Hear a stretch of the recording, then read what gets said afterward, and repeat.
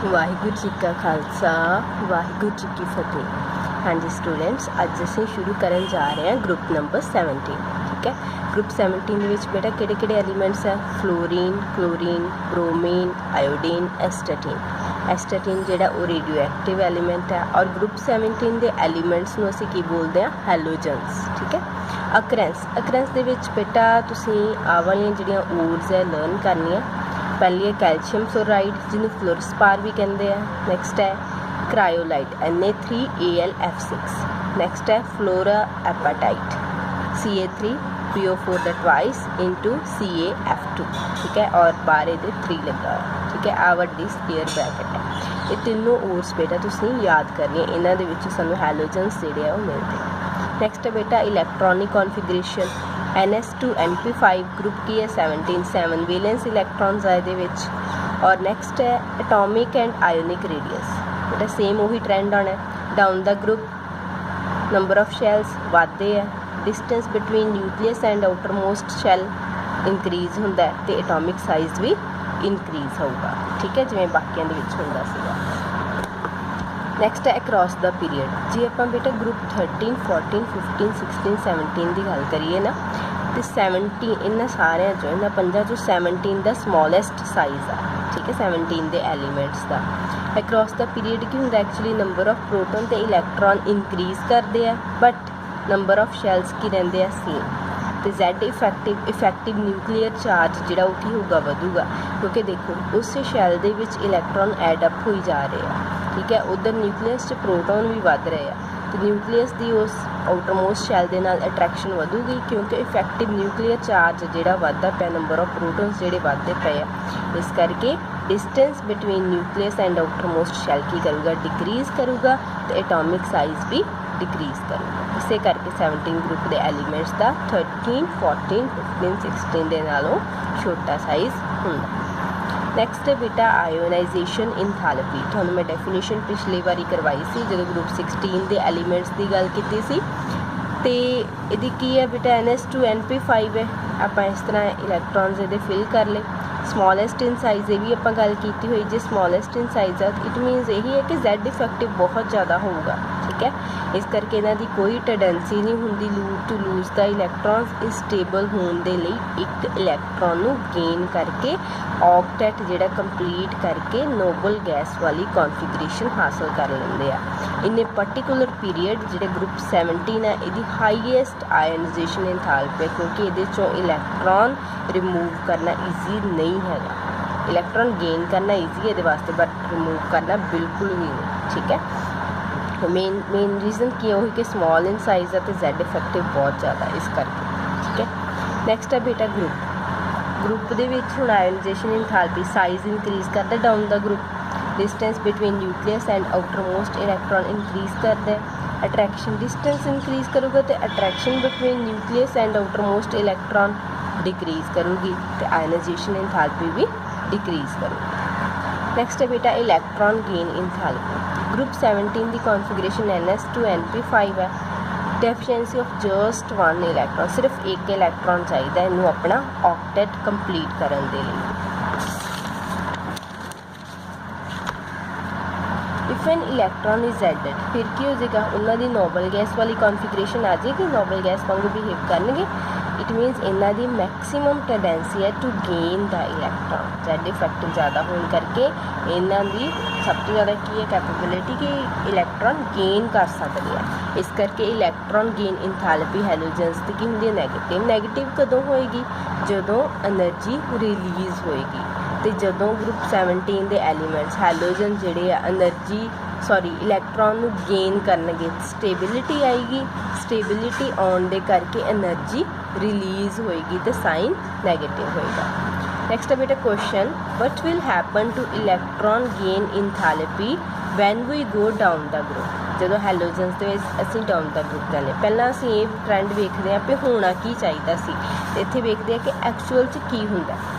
देखो down the group की size बढ़ता है, Z इफैक्टिव घटता है, टेंडेंसी टू गेन इलैक्ट्रॉन भी घटेगी क्योंकि Z इफैक्टिव घटूगा, इफैक्टिव न्यूक्लियर चार्ज घटता पाया, तो इलैक्ट्रॉन गेन करने की समर्था भी घटेगी। इलैक्ट्रॉन गेन इंथैल्पी घटनी चाहिए। It should become less negative, होना ही चाहिए। बट एक्सैप्शन की है बेटा इत्थे फ्लोरीन, जिवें ऑक्सीजन तो आप सल्फर के केस देखे सी ना एक्सैप्शन, इधर देखो फ्लोरीन की है इहदी घट आ रही है lace negative electron gain enthalpy, तो क्लोरीन की मोर नैगेटिव इलैक्ट्रॉन गेन इंथैल्पी आ रही। होना की चाहिए सी इहदी ज़्यादा नैगेटिव तो इहदी घट, ठीक है, जिवें इधर आप पढ़िया, बट इदा नहीं हो रहा, फैक्ट ये आ रहा। तो फ्लोरीन की है small in size, Z effective बहुत ज़्यादा, बट इन्ना छोटा फ्लोरीन साइज़ दे विच कि जे आपां एक्सट्रा इलैक्ट्रॉन ऐड करते हैं फ्लोरीन दे विच ते इंटर इलैक्ट्रॉनिक रिपल्शनस हो जाती हैं। याद रखना बेटा फ्लोरीन का साइज़ छोटा होने के करके जो असीं बाहरों इलैक्ट्रॉन ऐड करते हैं तो की हुंदा है इंटर इलैक्ट्रॉनिक रिपल्शनस होंदी है। इस करके फ्लोरीन की घट टेंडेंसी है इलैक्ट्रॉन गेन करन दी किहदे नालों क्लोरीन दे नाल, ठीक है। मेन रीजन आ इंटर इलैक्ट्रॉनिक रिपल्शन छोटे साइज़ के करके।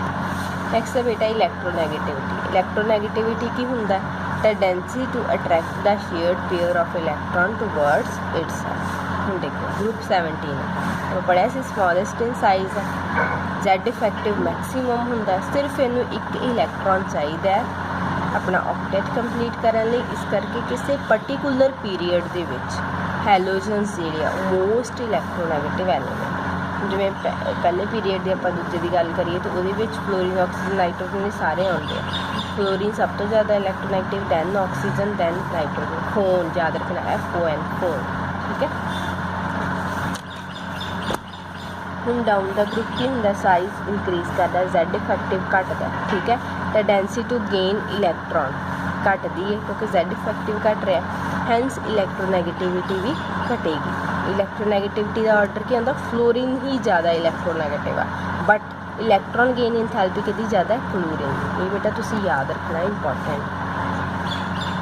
नैक्सट है फिजिकल प्रॉपर्टीज़। देखो फिजिकल प्रॉपर्टीज़ की है फ्लोरीन ਇਹ ਸਾਰੇ F2Cl2 Br2 I2 ਦੀ ਫਾਰਮ 'ਚ ਮਿਲਦੇ ਆ। F2 ਦੀ ਕਲਰ ਕੀ ਹੈ, ਯੈਲੋ ਔਰ ਗੈਸ਼ੀਅਸ ਫਾਰਮ 'ਚ ਹੈ। Cl2 ਦਾ ਗ੍ਰੀਨਿਸ਼ ਜਿਹਾ ਕਲਰ ਹੁੰਦਾ, Br2 ਦਾ ਰੈਡਿਸ਼ ਬਰਾਊਨ ਕਲਰ ਹੁੰਦਾ, ਆਇਓਡੀਨ ਦਾ ਵਾਇਲਟ ਕਲਰ ਹੁੰਦਾ ਔਰ ਆਇਓਡੀਨ ਸੋਲਿਡ 'ਚ ਐਗਜ਼ਿਸਟ ਕਰਦੀ ਹੈ, ਬ੍ਰੋਮੀਨ ਲਿਕੁਇਡ 'ਚ ਤੇ ਆ ਪਹਿਲੇ ਦੋ ਗੈਸ਼ੀਅਸ ਸਟੇਟ ਵਿੱਚ। ਵਾਈ ਹੈਲੋਜਨਸ ਆਰ ਕਲਰ, ਕੁਐਸਚਨ ਹੈ ਬੇਟਾ ਵਾਈ ਹੈਲੋਜਨਸ ਆਰ ਕਲਰ। ਹੁੰਦਾ ਕਿ ਦੇਖੋ ਹੈਲੋਜਨਸ ਦੀ ਇਲੈਕਟ੍ਰੋਨਿਕ ਕਨਫਿਗਰੇਸ਼ਨ NS2np5 ਹੁੰਦੀ ਹੈ, ਠੀਕ ਹੈ।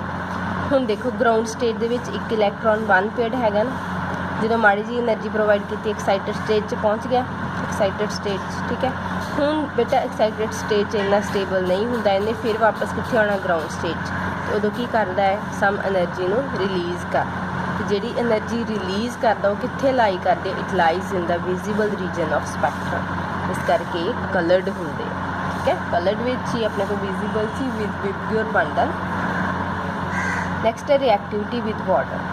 तो F2 की है हाईली, F2 तो Cl2 हाईली वाटर सॉल्युबल है, ब्रोमीन तो iodine soluble in organic solvents, ठीक है।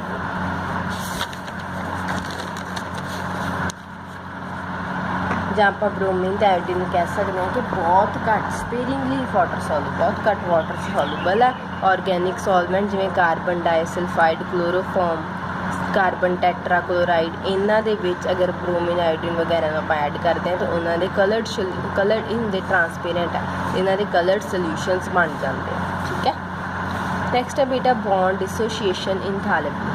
FF bond Cl Cl Br Br ते II बॉन्ड इदा लेंथ वधूगी ना down the group, it should happen होना की चाहिए सी आ case down the group size बढ़ता है, बॉन्ड लेंथ भी ਵਧਣੀ चाहिए है, बॉन्ड स्ट्रेंथ घटनी चाहिए है, तो बॉन्ड डिसोशिएशन इंथैल्पी भी घटेगी, ये होना चाहिए सी ना।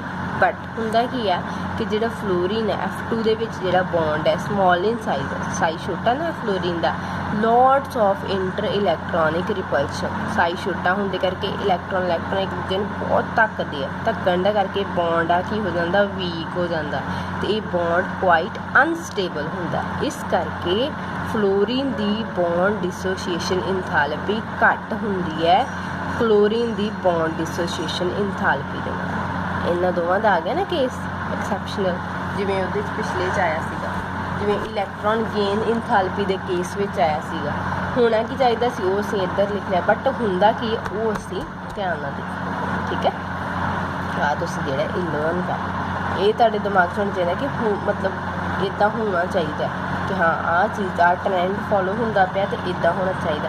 ਪਰ ਪੇਪਰ 'ਚ ਆਲੇ ਫਿਰ ਕੀ ਹੈ, ਫਿਰ ਇਹ ਚੀਜ਼ ਦਾ ਰੀਜ਼ਨ ਕੀ ਹੈ, ਐਕਸੈਪਸ਼ਨ ਕਿਉਂ ਆ, ਫੈਕਟ ਹੋਰ ਕੋਈ ਕਿਉਂ ਆ, ਤੁਸੀਂ ਇਹ ਵਾਲਾ ਠੀਕ ਹੈ।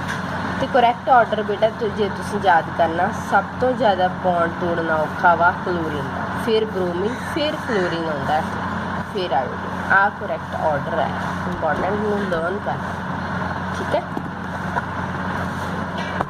ਨੈਕਸਟ ਹੈ ਬੇਟਾ ਕੈਮੀਕਲ ਪ੍ਰੋਪਰਟੀਜ਼। ਕੈਮੀਕਲ ਪ੍ਰੋਪਰਟੀਜ਼ ਵਿੱਚ ਪਹਿਲੇ ਆਕਸੀਡੇਸ਼ਨ ਸਟੇਟ, ਮਿਨੀਮਮ ਤੇ ਮੈਕਸਿਮਮ, ਜਿਵੇਂ ਅਸੀਂ ਗਰੁੱਪ 16 ਦੀ ਕੀਤੀ ਸੀ। ਰੇਂਜ ਆਫ ਆਕਸੀਡੇਸ਼ਨ ਸਟੇਟ ਕੀਤਾ ਸੀ ਨਾ, ਮਿਨੀਮਮ -1 ਹੁੰਦੀ ਹੈ, ਮੈਕਸਿਮਮ +7 ਹੁੰਦੀ ਹੈ। ਗਰੁੱਪ ਨੰਬਰ -18 ਕਿੰਨਾ ਆ ਗਿਆ -1, ਗਰੁੱਪ ਨੰਬਰ ਕਿਹੜਾ 17 -10, इधर क्या आ गया +7। फ्लोरीन विल एग्जिबिट ओनली 0 ਤੇ -1 ऑक्सीडेशन स्टेट, बाकी ਜਿਹੜੇ क्लोरीन ब्रोमीन आयोडीन ਉਹ -1 0 1 3 5 7 इदां ਦੀਆਂ ਜਿਹੜੀਆਂ ਉਹ ਐਗਜ਼ਿਬਿਟ ਕਰਦੇ, बट फ्लोरीन सिर्फ ਤੇ सिर्फ 0 ਤੇ -1 because it is the most electronegative element in the periodic table, so therefore it doesn't show any positive oxidation state। ठीक है, why fluorine has no positive oxidation state, एक तो मोस्ट इलैक्ट्रोनैगेटिव है, दूसरी चीज़ it has no D orbital. ठीक है, तो इस करके इलैक्ट्रॉन एक्साइट 2D नहीं ना होंदा, तो इलैक्ट्रॉन एक्साइट ही नहीं करांगे हायर ऑर्बिटल दे विच। जे 2D होंदा तो आपां कर देना सीगा, तो इन्हें होर ऑक्सीडेशन स्टेट जिहड़ी शो करनी सी, बट ये नहीं होंदा।